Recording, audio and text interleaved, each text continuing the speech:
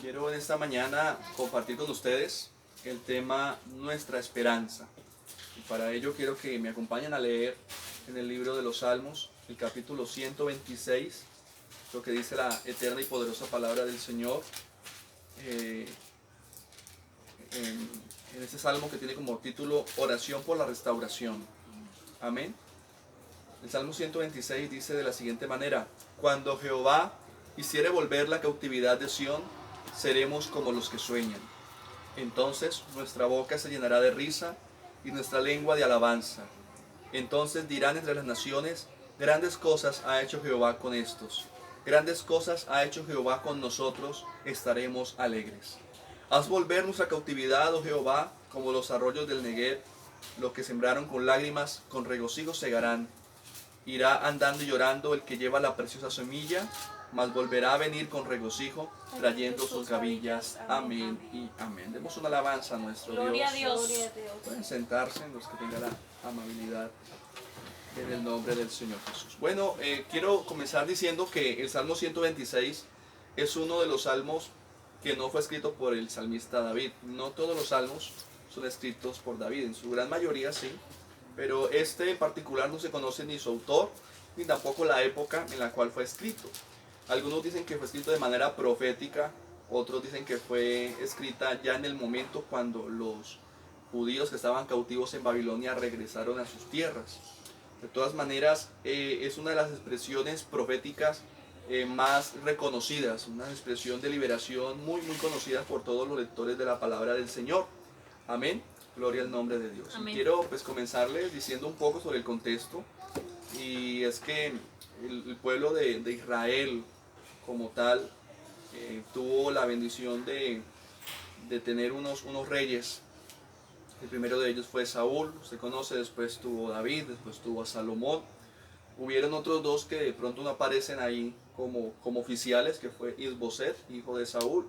Después también estuvo Absalón, hijo de David.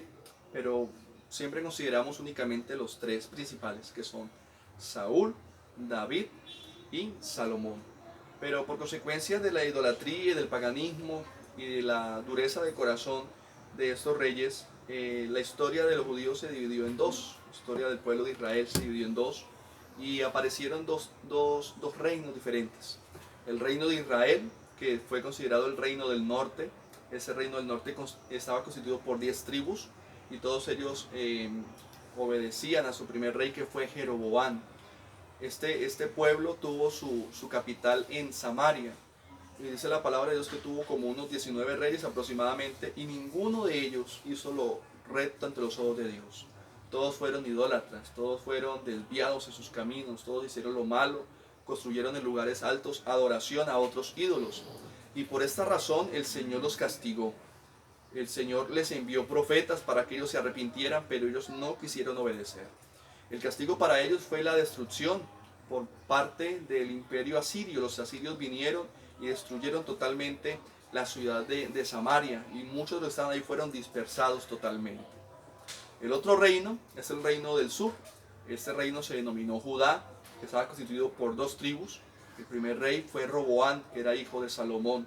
De ahí para allá todos vienen siendo de la familia, del linaje del rey David, del linaje de Salomón. Todos siguen en su descendencia. Tuvieron también 19 reyes. Algunos hicieron lo bueno, 8 aproximadamente. Otros no lo hicieron. Entre ellos, entre los buenos se destaca Asa, Josafat, Josías, bueno, algunos de ellos, Ezequías. Pero los demás hicieron lo malo ante los ojos del Señor. Ellos también recibieron palabra profética, que se arrepientan, que vuelvan al Señor. Algunos hicieron caso, otros no. El caso es que ellos también son destruidos y son llevados cautivos a un pueblo llamado Babilonia. La capital de ellos es Jerusalén, y es destruida, es arrasada. Sus muros son echados abajo y son llevados cautivos a Babilonia. En Babilonia pasan aproximadamente un periodo de unos 70 años. Durante ese periodo de tiempo tienen ellos algunos profetas, como lo es Ezequiel, que profetiza al otro lado del río Quebar, y Daniel, que está cautivo junto con los demás príncipes directamente ahí en el pueblo de Babilonia. Ellos están ahí en ese momento, y en esa época ellos están con una esperanza. ¿Y cuál es la esperanza de ellos? La esperanza de ellos es volver a ser libres. es salir del dominio de Babilonia, es volver a ser nación. La esperanza de ellos es volver a sus tierras. La esperanza de ellos es que un día se acabe todo eso y puedan regresar de nuevo al lugar del cual salieron, que fue Jerusalén. Es decir, que ellos están ahí con una esperanza en el corazón de que esa circunstancia que están viviendo algún día termine para que puedan regresar.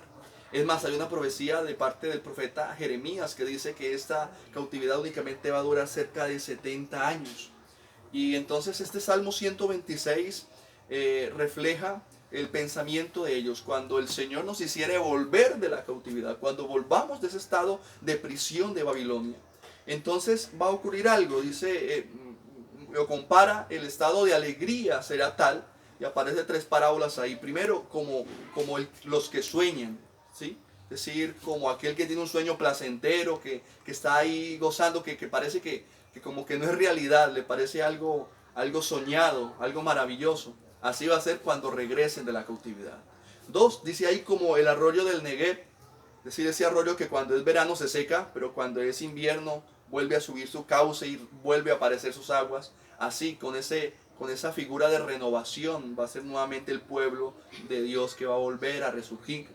Y tercero, como aquella fiesta de las cosechas, el que va llorando, el que va sembrando la semilla, pero cuando vuelve con regocijo trayendo sus gavillas. Entonces de esa manera también lo ilustra, así va a ser la alegría que sentirá cuando se vuelva de la cautividad. Gloria al nombre del Señor. Ese día llegó y el rey Ciro dio un decreto por el cual ellos volvieron nuevamente a sus lugares. Volvieron en tres grupos diferentes. El primer grupo con un sacerdote llamado Zorobabel, el segundo grupo con Esdras y el tercer grupo con Nehemías. Todos regresan el día que menos pensado para ellos, pero se llegó el tiempo del cumplimiento de la promesa y volvieron nuevamente al lugar del cual salieron. Estaba pensando yo en esto, mis queridos hermanos, y sé que estamos viviendo algunos tiempos complicados por la cuestión de las circunstancias, de las enfermedades que se viven, de las medidas que ha tomado nuestro gobierno de quedarnos de pronto en casa. Y pensaba que de pronto algunos de sus casas estén como con la misma esperanza que tuvo el pueblo judío, esperando que llegue ese día en el cual sea quitada de pronto la normatividad de estar en sus casas, que llegue el día en el cual podamos andar nuevamente libres por las calles, que llegue el día en el cual se diga ya no más enfermedad, ya no más virus, ya todo está controlado. Amén. Y algunos deben estar esperando eso. Algunos dicen, el día que se quite la cuarentena seré feliz, estaremos alegres, contentos, saldremos a las calles. Pero quiero decirles algo más, algo adicional en el nombre del Señor Jesús, porque la felicidad o la esperanza del creyente va más allá, mucho más allá de las circunstancias, va mucho más allá de ello. Algunos, por ejemplo, que no conocen a Dios y que están encerrados en sus casas, que están allá guardando esa cuarentena, estarán esperando que llegue el día en que se quite todas las restricciones para poder volver a las discotecas, a bailar, a embriagarse de licor, porque solo ahí encuentran su felicidad. Hay los que están en sus casas y ya, pues si me permiten decirlo o suponerlo, deben estar esperando que ya se pueda salir libremente para irse a otros lugares, porque en la casa misma, en sus familias, no están felices. Quiero decirles en el nombre del Señor Jesús que nosotros tenemos una condición muy distinta de los judíos. Normalmente predicamos mucho sobre el Antiguo Testamento y vemos mucho sobre esta vida antiguo testamentaria, pero hay cosas de ahí que no son para nosotros como tal. La condición de los judíos, ellos estaban ahí prisioneros físicamente, estaban cautivos, pero no solamente era esa sensación, sino que también tenían el remordimiento por ser pecadores, por haber pecado ante Dios, por haber fallado. Ellos estaban de alguna manera en deuda con Dios. Ellos lo que estaban deseando es que apenas termine esa cautividad, podremos volver a nuestras tierras y entonces ponernos a paz y salvo con nuestro Dios. Poder tener una conciencia tranquila ante los ojos del Señor. Eso es lo que algunos de ellos esperaban, que llegara ese día en que todo terminara para poderse acercar de nuevo al Dios Todopoderoso. Y por eso yo digo que no es nuestro caso, porque nosotros, mis queridos hermanos, ya no estamos cautivos por las cadenas del pecado. Hay un Dios grande y maravilloso que ha prometido hacernos libres. Y que dice su palabra, conoceréis la verdad y la verdad os hará completamente libres. Gloria a Dios. Y esa verdad es el Señor Jesús.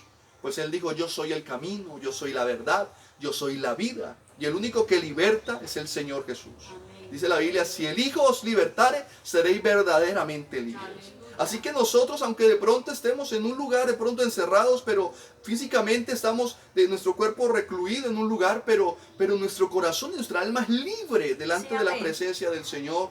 No estamos más cautivos por las cadenas del pecado. Hay uno que cambia nuestro pensamiento, que cambia nuestra vida. Gloria al nombre del Señor. Hay uno que nos ha hecho nuevas criaturas. Amén. Amén. Gloria a Y ese Dios. es el Señor Amén, Jesucristo. amén. Cuando un cristiano tiene esta bendición de conocer el Evangelio y de estar en la presencia del Señor, no importa el entorno en el cual esté viviendo, puede estar en una calle, en una vereda, puede estar en una oficina, puede estar en una gran ciudad, puede estar en un campo, puede estar en su casa, pero está bien porque está con la presencia del Dios Todopoderoso. Amén. La Biblia dice que en Él estamos completos. Y ciertamente esta es nuestra esperanza gloriosa, que nosotros vivimos en Él. Y si estamos con Él, ocurre lo que dice la Biblia, si Dios con nosotros, ¿quién contra nosotros? Bendito sea el nombre del Señor. Gloria a Dios. La esperanza de los judíos era que un día pudieran llegar de nuevo a sus lugares y estar allá. Y finalizaba todo su sufrimiento y volvían a reconstruir sus cosas. Pero la esperanza nuestra es aún más gloriosa. La esperanza nuestra, hermanos queridos, que me escuchan en el nombre del Señor Jesús, es que un día podamos nosotros, gloria al nombre del Señor, estar listos para el regreso de nuestro Señor y Salvador Jesucristo. Aleluya. Esa es nuestra esperanza. Hay gente que está esperando que se termine la cuarentena para salir a seguir sus vidas comunes y corrientes y les preocupa únicamente lo que pueda ocurrir ahora. Pero qué bueno que nosotros no estemos esperando tanto eso. Estamos esperando es la venida de nuestro Señor Amén. Jesucristo. Gloria a Dios. Ese día cuando Cristo vuelva, ese día cuando nuestros cuerpos sean transformados, cuando sean redimidos estos cuerpos mortales y sean vestidos de inmortalidad, ese día cuando estemos delante de la presencia del Señor. Esta es la esperanza del pueblo cristiano, del pueblo de Dios. Es una esperanza que para muchos es motivo de burla, pero la Biblia dice que esta esperanza no avergüenza, porque es una esperanza fiel y verdadera. Amén. Esperamos en la verdad. Gloria al nombre del Señor Jesús. Gloria a Dios. Es por eso, mis queridos hermanos y amigos también, a los cuales pueda llegar este mensaje, que nosotros no estamos tanto esperando lo que pueda ocurrir en estos meses, de aquí en adelante. Esperamos en el Señor que la situación mejore, que podamos salir, pero más allá de eso, hermano, lo que estamos esperando es la venida del Señor. Sí, amén. Gloria a Dios. Algunos se preocupan, ¿qué pasará después del 13 de abril? No lo sabemos.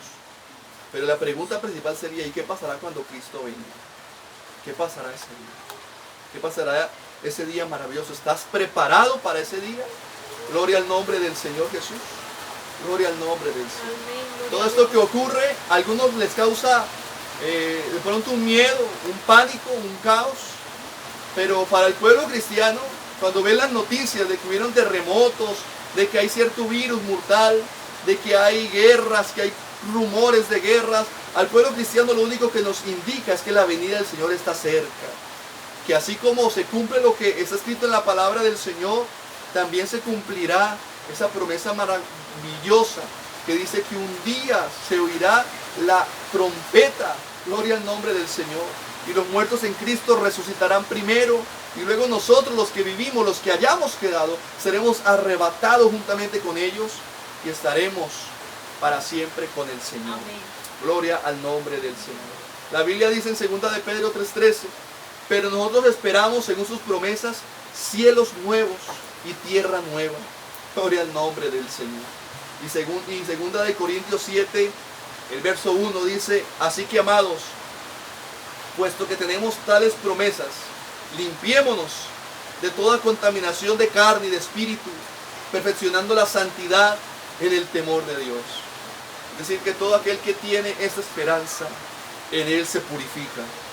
Estamos viviendo tiempos de purificarnos, de santificarnos, de meternos más en Dios, de hacer reflexiones, de hacer balances, de ponernos a paz y salvo con nuestro Dios. Amén. Y sabemos que nuestro Dios está presto a escucharnos, que ahí donde estás en tu casa te puedes arrodillar y clamar a Dios y decirle: Señor, si te he fallado, perdóname. Si he estado desviado, por favor, límpiame.